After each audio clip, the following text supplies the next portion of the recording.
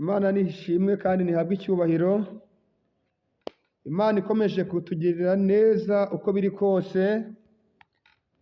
Impamvu uri kubyumva, impamvu uri kubibona ni uko uriho. Umuririmbyi yaravuze ngo kubaho ni rwo rushoro ibindi bizemera.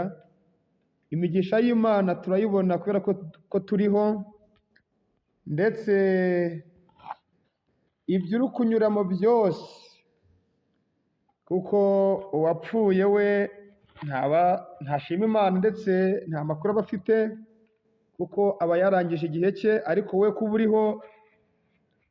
kuba uriho niyo mpamvu rwose ibyo byose uri kubibona. Rero ukwiye gushima Imana uko biri kose. Rero turashimye Imana.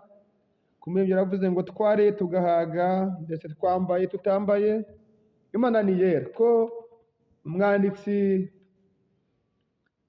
muri Habakuki ibice 3 umurongo wa 17 niho atubwira ngo naho umutini utatoha, ndetse n'inzabibu ntizera imbuto, amashaka abura mu rugo, ndetse tugahingira ubusa imyelayo, Bibiliya iravuga ngo nta kabuza ko twishimana Uwiteka Imana yacu, tukanezerwa mu Mana agakiza kacu. Turashimye Imana ko agakiza kayo kakiri kumwe natwe, kandi ubugingo bwacu bukaba rwose bubitswe neza. Imana iburinze neza. Imana nihimbazwe. Uyu munsi Imana yacize ijambo ryayo ku mutima, ndetse rwose inyemeza ko nkwiye kuribaganiza, kuko ni ijambo rishingiye ku migisha, ni ijambo rishingiye ku mugambi w'Imana kuri twebwe. Rero reka turisangire hamwe mu izina rya Yesu. Ni ijambo riri muri Yohani, urwandiko rwa mbere rwa Yohani, ibice 3 n'umurongo wa 15. Haravuga ngo umuntu wese wanga mwene se ni umwicanyi, kandi muzi yuko ari nta mwicanyi ufite ubugingo buhoraho muri we. Iki nicyo kitumenyesha urukundo icyo ari cyo, ni uko Yesu yatanze ubugingo bwe ku bwacu. Natwe ikidukwiriye ni uko dutanga ubugingo bwacu ku bwa bene data. Imana nihimbazwe. Ngira ijambo Imana yampaye kugira ngo turisangirire hamwe. Imana nishirwe hejuru. Umuririmbyi yaravuze ngo amasezerano yose uko Imana iyatanga yakomejwe n'amaraso y'umwami wacu Yesu Kristo. Iryo ni ihame, yakomejwe n'amaraso y'umwami wacu Yesu Kristo. Rero Imana, hari imigisha, hari amasezerano Imana yateguye kuri wowe, yagambiriye kuzagusohorezaho. Ariko hari ibintu bibiri ngize ngo nkubwire uyu munsi Imana yaciye ku mutima. Abizera bashingira ku masezerano, bagashingira no ku maraso, ariko hari ikindi gikomeye Imana yaciye ku mutima, yamishuriye kugira ngo nyibaganizeho kugira ngo imigisha y'Imana ikomeze igwire muri mwebwe, ndetse amasezerano y'Imana akomeze ababeho. Imana nishimwe cyane. Dusomye birivuga ngo umuntu wese wanga mwene se uwo ni umwicanyi, kandi biratubwira ngo umwicanyi nta bugingo afite. Rero Imana yagusezeranije bya bindi byose Imana yagusezeranije, byubakiye ndetse bishingiye mu gukunda no mu kubabarira mwene so. Imana nishimwe cyane. Bibiliya iratubwira ngo kuko Imana yakunze abari mu isi cyane, ibyo byatumye itanga umwana wayo w'ikinege.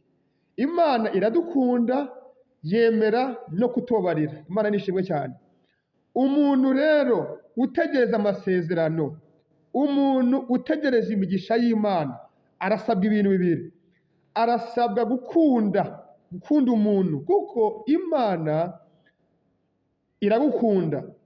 Niyo mpamvu nawe utegetswe gukunda mwene so, ndetse ukanamubabarira kuko Imana nawe yarakubabariye biciye mu gutanga umwana wayo w'ikinege. Imana nishimwe. Niyo mpamvu utegetswe ndetse ari n'ihame gukunda mwene so. Ndetse biratubwira ngo mwene so nakugirira nabi, nagukosereza, umusange umubwire ikosa, nakwemerera bizaba ari umugisha. Bivuge ngo hari benshi bakoserezwa ndetse bakanagirirwa nabi, bagategereza ko uwabagiriye nabi aza kubasaba imbabazi. Yego ni byiza ugize uwo muntu, ni byiza ubonye uwo mwene so, ariko kandi Bibiliya idusaba kubabarira abatari badusaba n'imbabazi, abatari banadusanga, kuko umwo harimo umugisha w'Imana mu kubabarira mwene so ukugiriye nabi. Icya mbere, urabohoka ukagirana ubusabane n'Imana, kuko iyo ukiboshwe, iyo ukibabajwe, iyo umuntu akugiriye nabi ugakomeza ukamwikorera, ugakomeza ukamugirira nabi mu mutima, kuko yakugiriye nabi, nawe urangije umwifurije nabi, kuko iyo utamubabariye ukomeza kumwibazaho, ukamucira urubanza, ukamusabira nabi, ukamwifuriza nabi, aho Imana ikubaraho icyaha, bigatuma Imana itagusohoreza amasezerano, itaguha umugisha, kubera ko nikubona nikubona mu mugambi wayo, kuko Imana yakunze abantu. Nawe utegetswe gukunda mwene so ukamubabarira. Imana nishimwe. Icya kabiri ni ukumuha imbabazi, ukamuha imbabazi ataragusaba imbabazi, kuko mu gukunda no mu kubabarira umwo nimwo harimo umugisha, kuko Imana nushira urusika hagati ya mugenzi wawe, kandi umwo nimwo Imana. Akenshi uzasome Bibiliya iyo Imana yaza gukora yakoreshaga umuntu. None se nushira uruzitiro hagati ya mugenzi wawe, nakugirira nabi, numugirira nabi nawe mu mutima numubabarire, bizagenda gute? Imana ninde izakoresha? Hari inkuru iba muri Samweli, aho umukozi w'Imana Elisa yahuye n'umugore wari warabuze umugabo, yarapfushije umugabo. Elisa amusaba kujya gusaba ibyo gusukamo amavuta. None uyu mugore yaza kuba yarabanye nabi n'abaturanyi, atarababariye, atarababaniye, atarabagiriye imbabazi, byari kugenda gute? Kuko ntiwabaho udakoserezwa. Wa muntu wakosereje, wa muntu wagukoshereje, aho niho Imana izacisha imigisha yawe, aho niho Imana izacisha amasezerano, kuko niwe uzasanga muri biro, niwe uzakuyobora, niwe uzakubera mudugudu, niwe uzakubera gitifu. None se nujya kumusabaho icyangombwa ugasanga ni wa wundi mutikiranuye, bizagenda gute?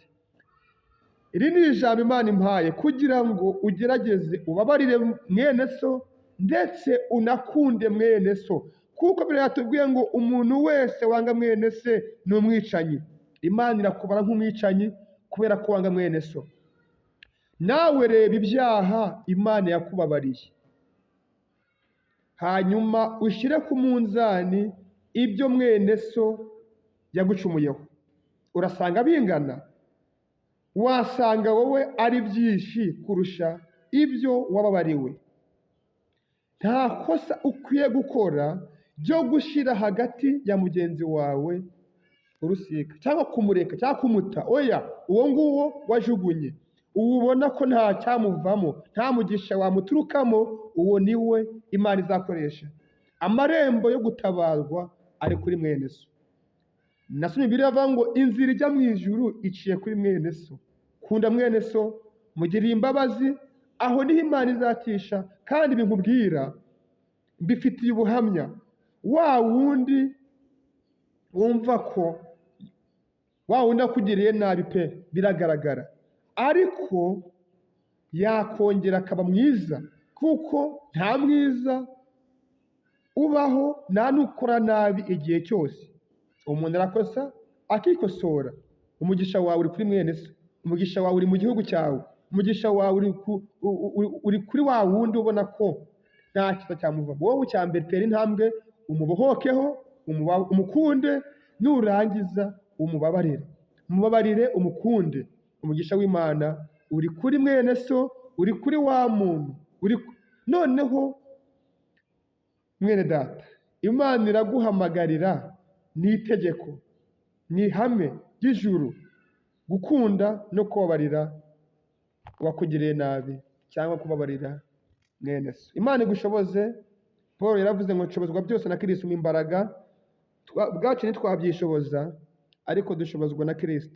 Wowe tera intambwe, ubwire Imana ngo Mana, ndemera kubabarira, ndemera gukunda, ndemera. Paul yaravuze ngo ndahatana, ndasiganwa, haleluya, ndaterana ibipfunsi, ndasiga ibiri inyuma ngasingira ibiri imbere.